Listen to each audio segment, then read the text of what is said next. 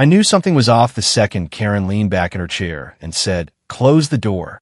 Friday, 3:07 p.m., right before the weekend, right after I just salvaged a $19,000 landscaping contract the rest of the board had let rot in limbo with the city inspectors. Her voice had that tone, the one people use when they've rehearsed a sentence that sounds polite but feels like a gut punch. She gestured toward the chair across from her sleek little folding table in the community center like it was a funeral pew. I sat. She didn't look up right away, just clicked something on her tablet, nodded slowly like an actor hitting their cue, then said, "We've decided not to move forward with the vice president expansion this quarter. The numbers just don't support it." 15 years. 15 years of keeping Willow Creek Estates from turning into a war zone of code violations, city fines, and neighbor lawsuits. I trained 3 different committee chairs, 0 failed audits. And now this woman who'd been here for all of 9 months and still called the American flag, that red, white, and blue thing, was telling me maybe next quarter with that paperclip smile. If you've made it this far into the story, take a second to like the video and subscribe. It helps way more than you think. 97% of you just listen without subscribing, but it really does keep these HOA nightmares going. Okay, back to it. She didn't mention my compliance roadmap, the one I'd spent nights sketching for the annual meeting, the one I was told to prepare for scaling renewals of vendor contracts by 140% next year. I cleared my schedule for Monday's quarterly session, had it color-coded and everything. It wasn't just a plan. It was the culmination of 15 years of knowing exactly where our dues lived, where they risked dying, and how to pull them back from the edge before the city slapped us with another assessment. And now I wasn't even on the agenda. I didn't argue. I didn't push back. Not in that moment. I just nodded, thanked her for the update, and walked out like someone who still had a future on the board. But walking back to my golf cart through the perfect beige rows of houses, I caught my reflection in a neighbor's shiny mailbox. And I saw it, that flicker in my own eyes. Not sadness, not surprise, just clarity. See, this wasn't about numbers. That was code. Karen's code for "you're not one of us." For "you don't play the politics game the way we do." For "you're not a threat yet, but let's keep it that way."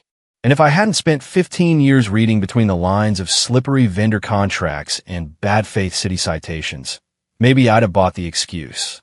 But I didn't. When I got home that night, I poured a whiskey, sat on the floor with my laptop, and opened Evelyn Tran's last email. The subject line had just one word: lunch. She was the HOA defense attorney at Deltec Legal, our top rival in fighting overreaching associations. We'd crossed paths at state hearings, always respectful, always curious, and she'd been poking around quietly for a while now, asking if I was happy where I was. I never answered because for a long time I had been. I wasn't anymore. I didn't reply to her email. I texted her directly. "Tomorrow morning, Cafe Leora, 9:30. That night, I couldn't sleep. Not because I was nervous, but because something inside me had shifted. A gear that had turned the same way for 15 years had suddenly clicked into reverse. And when that happens, when someone like me, quiet, steady, the one who actually reads the bylaws, starts looking in the other direction, it's already too late to stop it. Saturday morning, I put on the navy blouse I used to wear for board meetings, tied my hair up, and left the house without a single note or folder. I didn't need them. I was the roadmap. Cafe Leora was already buzzing when I walked in. Evelyn was at a corner table, sharp blazer, calm face, coffee already ordered. She stood up when she saw me, and for the first time, she didn't ask how I'd been. She just said, "I got the offer in my bag." I sat. We didn't drag it out. She knew what I was worth. I knew what I was walking away from, and more importantly, what I was walking toward. The retainer was a 40% jump, but the title, lead consultant for residents' rights with full autonomy. And this part was underlined, a written clause stating that I controlled all compliance structure under my division. No maybe next quarters. No budget excuses. No Karen. I signed at 11:12 a.m. She smiled. "Your team comes with you." I didn't flinch, just nodded. "They'll know." I didn't ask them to follow me. I didn't have to. Back at Willow Creek, they were still preparing Monday's forecast deck, still thinking I'd be sitting in the third row, nodding along while Karen took credit for my projections. They had no idea Monday would be the beginning of the end. I should have known when she said close the door that it was about to be a performance. Karen never closed doors unless she wanted control of the narrative. And there I was, still holding the pen from reviewing the final compliance checklist on the Turnbridge landscaping deal. 19,000 recovered in 1 week, single-handedly pulled from the jaws of cancellation by the city. That deal alone should have made the Monday meeting my coronation. But instead, I got a line from some corporate script, and that half-smile she gave when she thought she was being diplomatic. We'll revisit it in 6 months, maybe. She said it like a favor. Like I should be grateful she was even talking timelines. But it wasn't a timeline. It was a leash. I sat there, expression still, pulse hammering in my throat. Not because I was surprised, but because I realized she hadn't even glanced at the board prep, the model I'd built for scaling high-risk compliance across our entire neighborhood. The one the city attorney had privately thanked me for, saying it could preempt half our litigation exposure next year, scratched from the agenda. Not a single word of thanks for the 15 years I'd poured into a system that saved their asses time and time again. She didn't even offer me the dignity of eye contact. I remember watching a bird land on the ledge outside the community center window while she talked. A black bird tapping its beak against the glass. I focused on that beak because it was the only thing in the room that felt honest. Keep doing what you're doing. That was the most insulting part. As if what I'd built was some passive assembly line instead of a living, breathing interface between chaos and dues money. As if my job was to sit quietly while people like Karen played dress-up in leadership and I fixed their messes in the dark. After she dismissed me, because that's what it was, I walked back to my golf cart slowly. The open-plan streets felt too bright, too clean, like the kind of waiting room where everyone pretends they're busy so they don't get chosen next. My team didn't see my face. They were too deep in forecasting.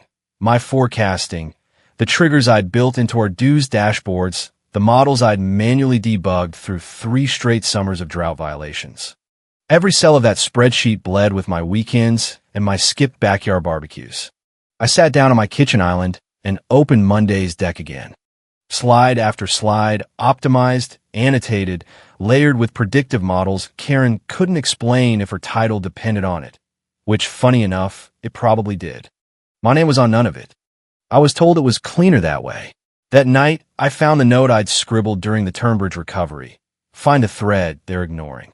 It was a tactic I'd used in city escalations, spotting the one clause or gap the other side was banking on no one noticing. Karen thought I wouldn't notice, that she could pat me on the head with her vague promises, and I'd just keep proving I was ready. I wasn't angry. Not yet.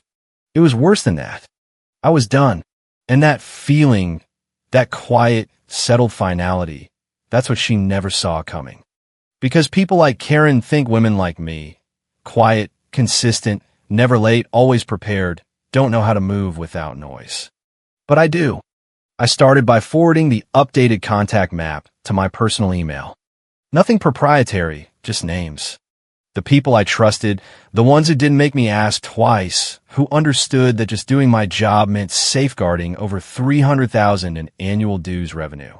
Then I wrote a thank you message to Evelyn. Not even a full paragraph, just one sentence.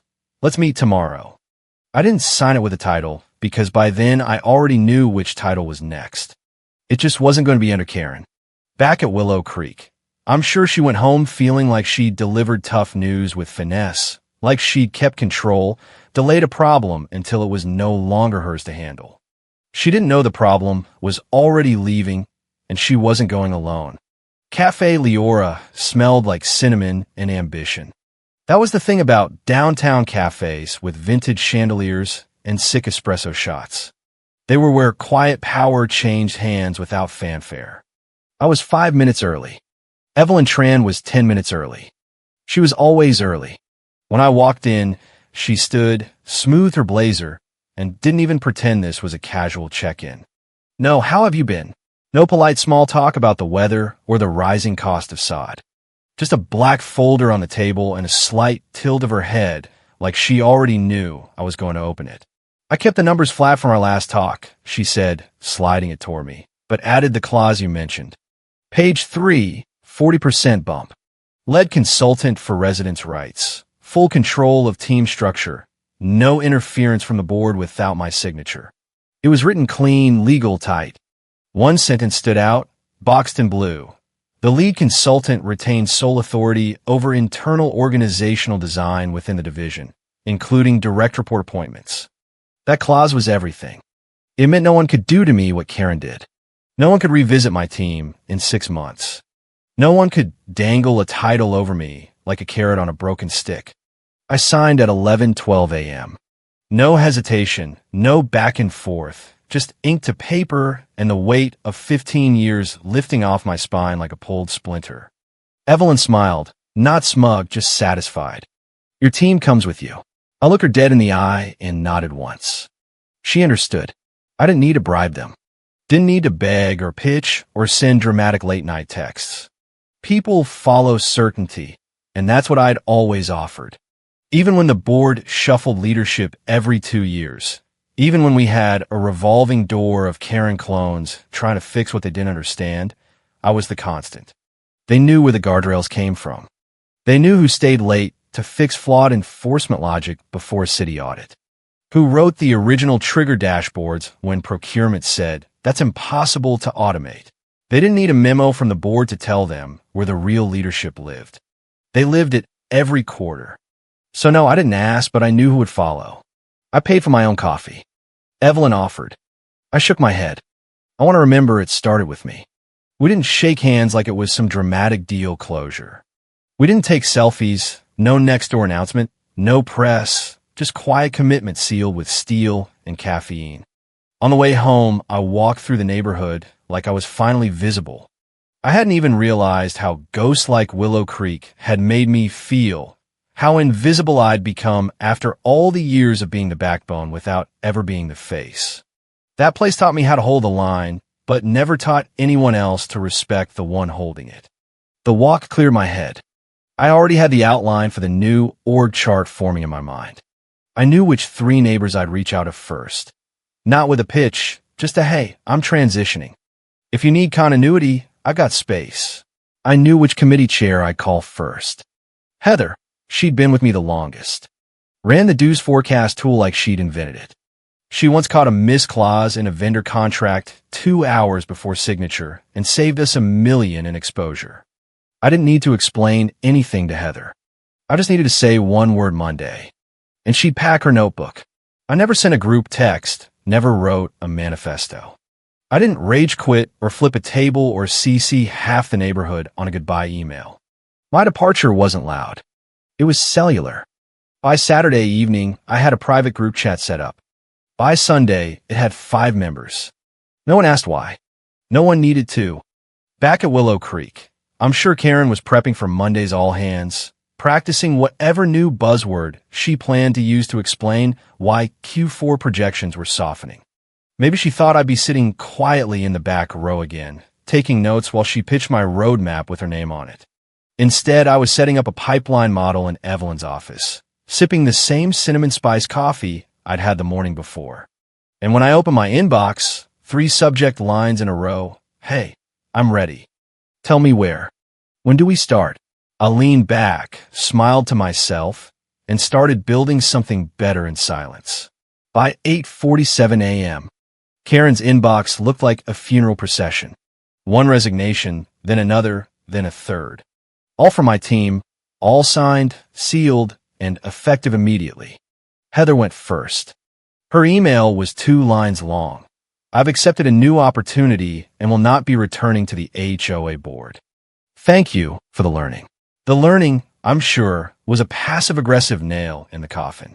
She was the one who used to clean up Karen's forecasting errors behind the scenes and never said a word. She was also the only person on staff who could manipulate our dues triage tool without breaking its triggers. Then came Dylan. Then Priya. That was my core. They weren't just committee chairs. They were the scaffolding holding up 80,000 in active vendor renewals. The architecture we'd built was modular, secure, and coded to perfection. But it was ours. I'd never written a full system manual. Not because I was petty, but because no one had ever asked for one.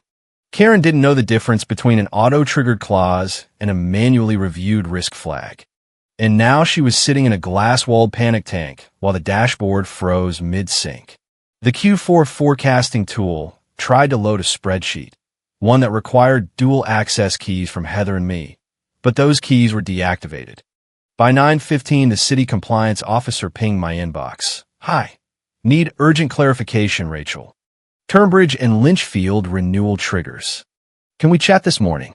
They didn't know I was 22 blocks away across town, sipping peppermint tea in Evelyn's corner office with sunlight slanting across fresh white boards. The table in front of me had sticky notes, resident flowcharts, and a clean draft of our new compliance migration pipeline.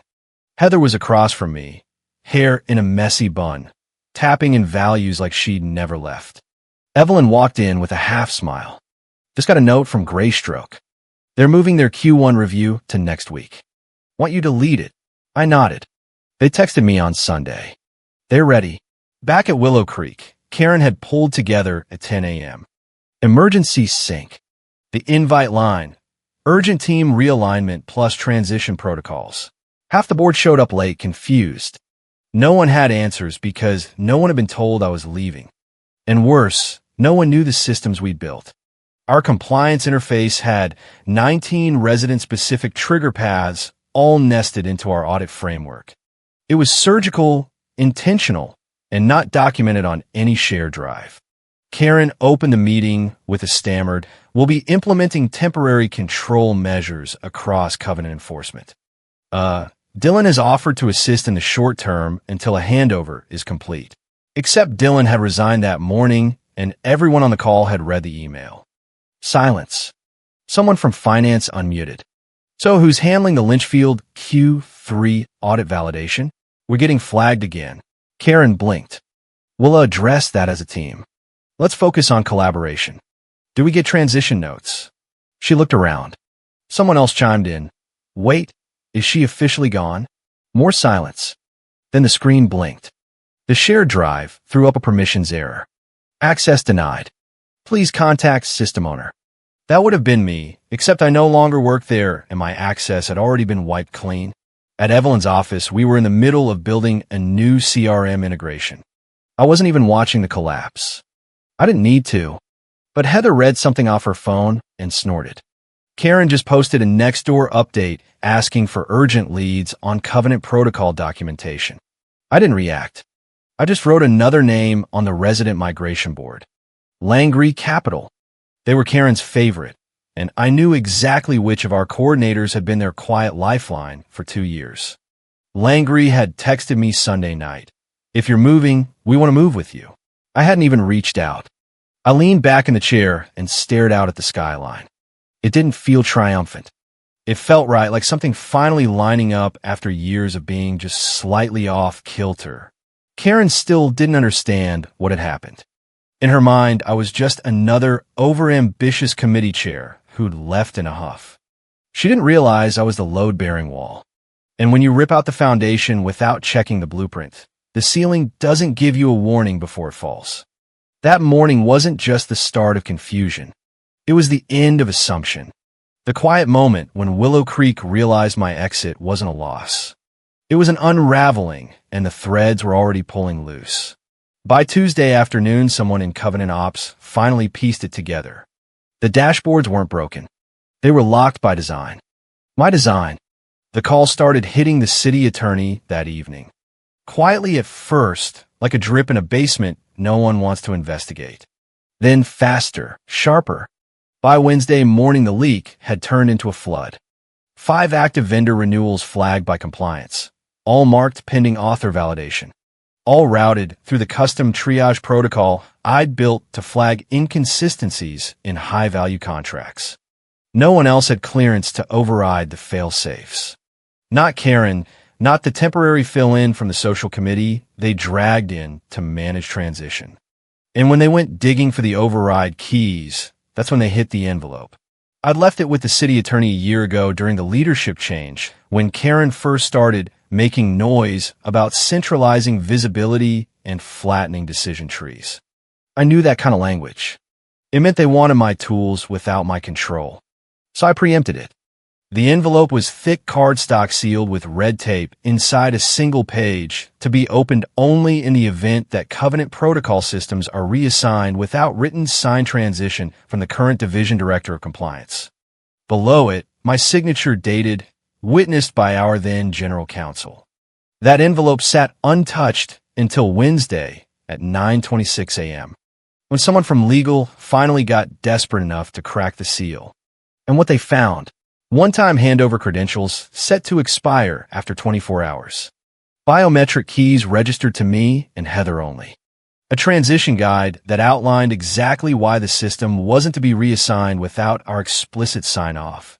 Risk escalations, audit shadowing, protocol fork logic, all tied to specific deal archetypes that couldn't be interpreted by anyone unfamiliar with the metadata. None of it was malicious.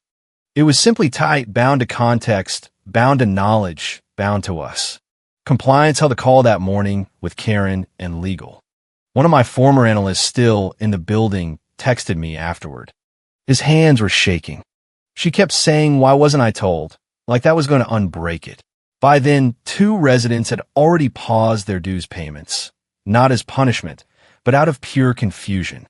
They didn't trust the new hands. One, a $17,000 annual landscaping contract from the Midwest block, had been in late-stage Q4 renegotiation. They sent a formal notice to Karen's email. "We are suspending renewal activities until clarity is provided regarding oversight transitions. We are not confident in your continuity process." Another smaller but more loyal account, Langree, sent a 2-line email. "We heard MS. Bennett is no longer leading compliance. We are reviewing our partnership moving forward." That one hit hard because Langree was Karen's brag account, the one she always name-dropped in strategy calls to sound important. What she never realized was that it wasn't the account that made her look good. It was the woman behind the dashboard. Me. They tried calling Heather. She declined. Dylan never picked up. Pri is out of office, simply said permanently transitioned. Karen walked into the compliance office mid-afternoon, demanding answers. She asked if we'd sabotaged the system. The compliance director, who'd once asked me to walk her through the Covenant trigger trees after hours just to understand them, pulled up the email archive. She read my transition memo aloud. "I'm outlining protocol dependencies in case of future leadership shifts. These systems were built with security in mind, not to exclude, but to protect. Please ensure any reassignment includes direct written consent from the architect." Karen asked, "Did she ever give consent?" Silence. The answer was no. By close of business, Wednesday, one renewal had officially canceled. A mid-size, but vocal account that had already been teetering. They sent a message that echoed across the neighborhood. We trusted the process, not the brand. Inside Evelyn's office, we were onboarding our 4th resident group. Quietly, seamlessly. I didn't celebrate.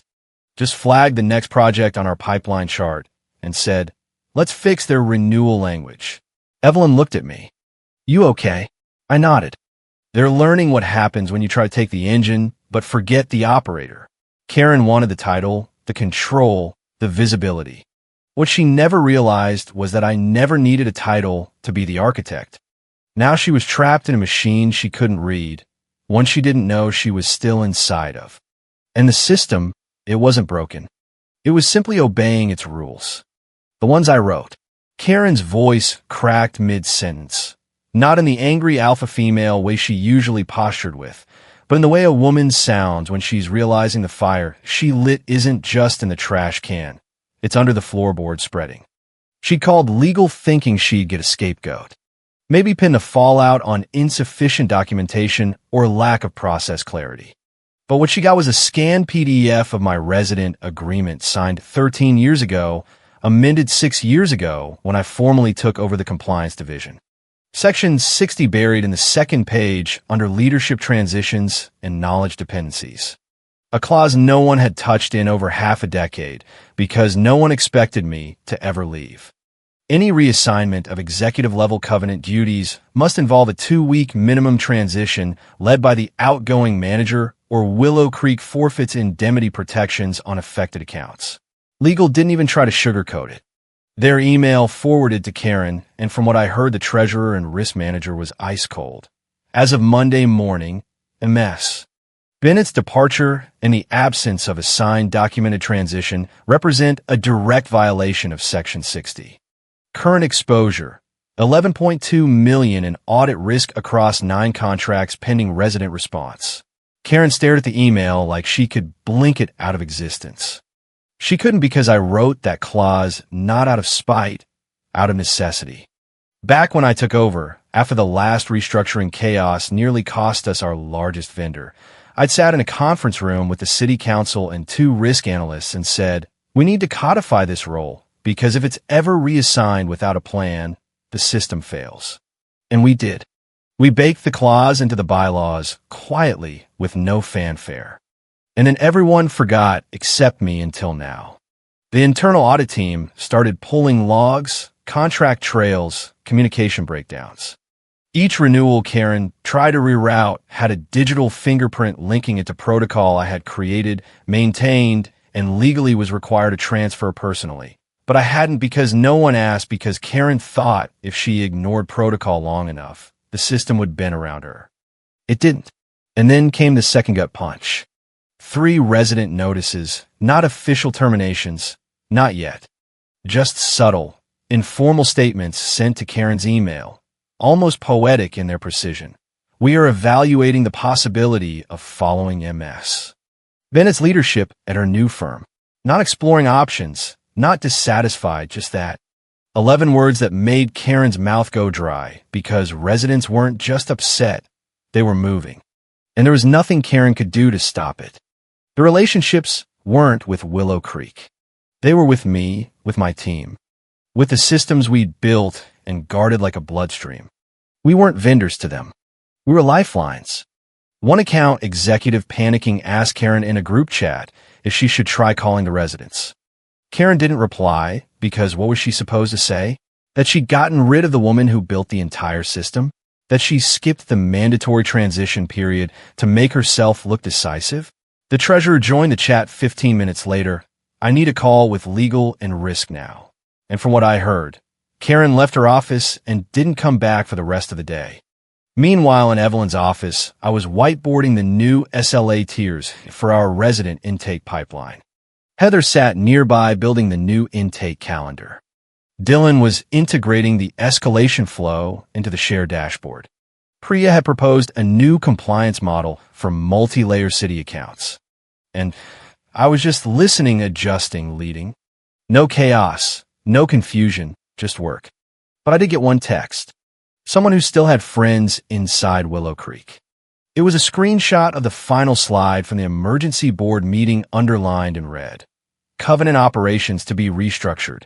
No comment, no blame, just collapse. And in the silence, afterward, accountability. I didn't post a single word. No subtle victory lap.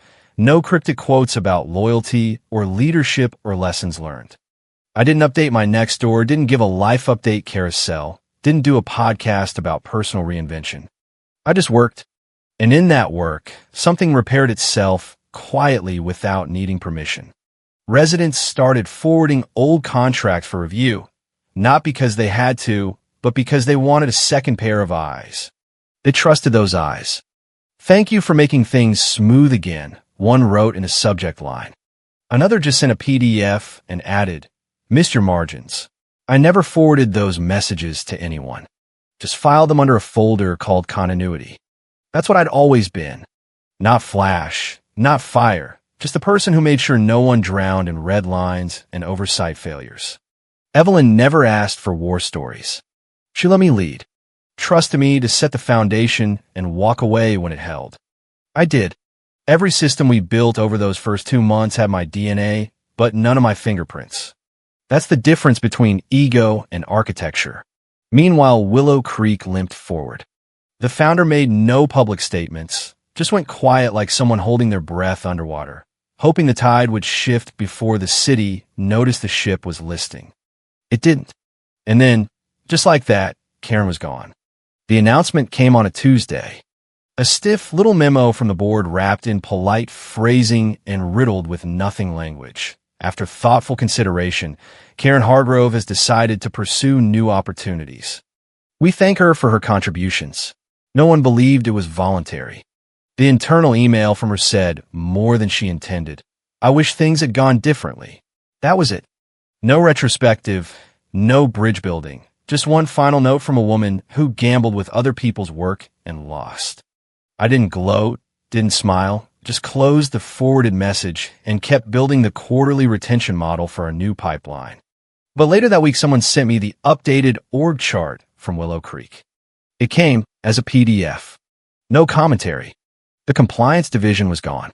Not renamed, not restructured, gone, dissolved. They hadn't filled my role. They'd erased it. That told me everything.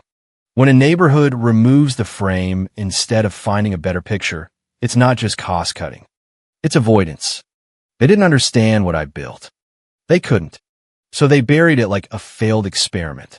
What they didn't know was that every resident I worked with remembered.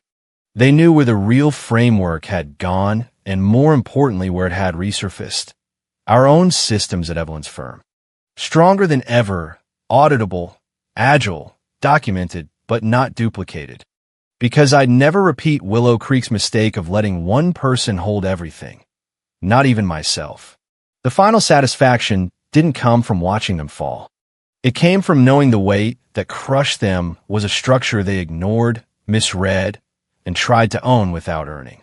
Karen burned the bridge, thinking I'd be stranded, but I'd already built the next one. And this one, it holds.